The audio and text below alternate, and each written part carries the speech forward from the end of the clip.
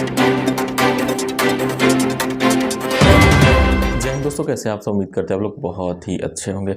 दोस्तों, आज जो भी नतीजे हैं, चुनाव के जो नतीजे हैं, यहाँ पे बीजेपी की सरकार बनने जा रही है, तो इसको लेके आखिर इस भर्ती पे क्या क्या असर पड़ने वाला है। क्योंकि बहुत सारे लोग ऐसे बोल रहे थे कि सर क्या अखिलेश की सरकार बन जाएगी तो हम लोग परमानेंट हो जाएंगे, जो भी पंचायत से आएगी, तमाम क्वेश्चन आए हैं। तो मैंने सोचा कि इसको क्लियर कर दूँ इस वीडियो के माध्यम से।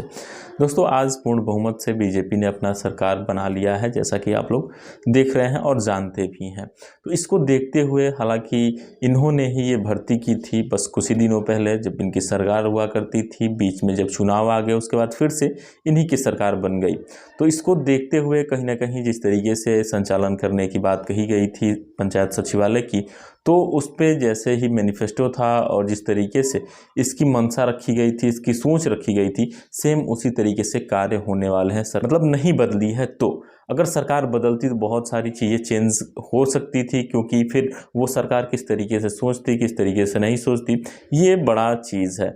हालांकि जब यही सरकार है तो फिर ये पहले से ही समझ चुकी है कि जब पंचायत सचिवालय की स्थापना करनी है, उसमें कार्य करने हैं, तो पंचायत सहायकों को किस तरीके से कार्य दिया जाने वाला है, पंचायत सचिवालय की स्थापना अभी कहाँ कहाँ नहीं हुई है और किस तरीके से इसको संचालित करना है, ये तमाम जानकारी कहीं ना कहीं पहले से ही इन लोगों के माइंड में है, ये सरकार के माइंड में है, और उसको अच्छे तरीके से ज़मीनी स्तर पर पहुँचाने का कार्य भी ये लोग करेंगे।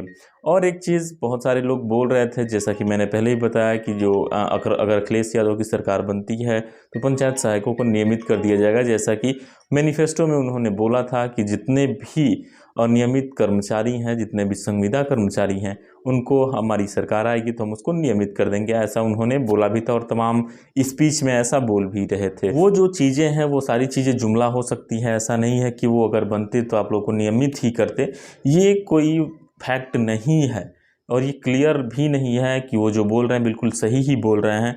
और ये जो जिस तरीके से इसमें चुनाव किए गए हैं, जिसके जो नतीजे आए हैं, कहीं ना कहीं बेहतर होगा। कोई किसी की भी सरकार हो, चाहे अखिलेश की हो, चाहे योगी की हो, तो ये दोनों लोगों को कहीं ना कहीं से अलग अलग मोटिवेशन हो सकते हैं। जो अखिलेश यादव उनकी अलग सोच हो सकती है, योगी की अलग सोच हो सकती है।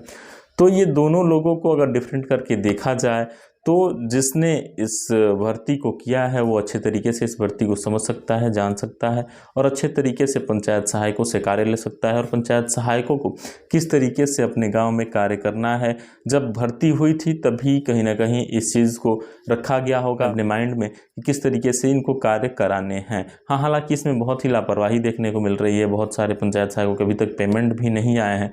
तो इसको लेके कहीं ना कहीं बहुत ही अच्छी एक पारदर्शिता देखने को मिलेगी और सभी पंचायत सहायक उम्मीद है कि इस सरकार से अच्छे भी नज़र आएंगे। चूँकि कारण हम आपको बता दें, आप एक कर्मचारी हैं और आपको जो भी ऊपर से शासनादेश आते हैं उसका पालन करना है।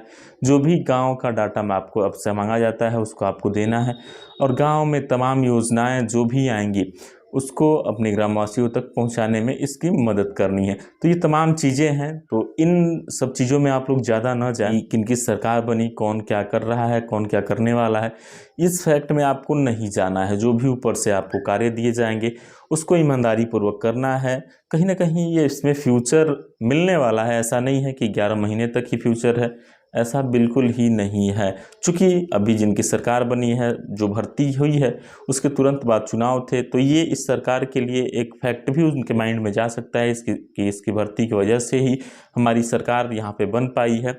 चूँकि तुरंत जैसे ही भर्ती हुई उसके बाद तुरंत चुनाव आ गए, तो ये कहीं ना कहीं एक फैक्ट हो सकता है माइंड में। तो पंचायत सहायकों के लिए कहीं ना कहीं इस सरकार में एक पॉजिटिव थिंकिंग ज़रूर निकल के आनी चाहिए और ज़रूर रहनी चाहिए, जहाँ तक मेरा देखना है। दोस्तों, उम्मीद करेंगे आपको ये तमाम चीज़ें अच्छी लगी होंगी जो भी मैं बता पाया हूँगा इस भर्ती से सापेक्ष और जो भी चुनाव रिजल्ट हैं उसके सापेक्ष, और अच्छे तरीके से आपको इसमें क्लियर कुछ ना कुछ मैं डिफरेंट जो है उसको मैं मैच करा पाया हूँगा। तो दोस्तों, उम्मीद करेंगे आपको जानकारी अच्छी लगेगी। ऐसी तमाम जानकारी के लिए आप हमारे साथ बने रहें, हम आपको हर एक लेटेस्ट अपडेट से लगातार रूबरू कराते रहेंगे। दोस्तों, फिलहाल इस वीडियो में इतना ही, मिलते हैं जानकारी के साथ अगली वीडियो में। फिलहाल के लिए विदा लेंगे दोस्तों, जय हिंद।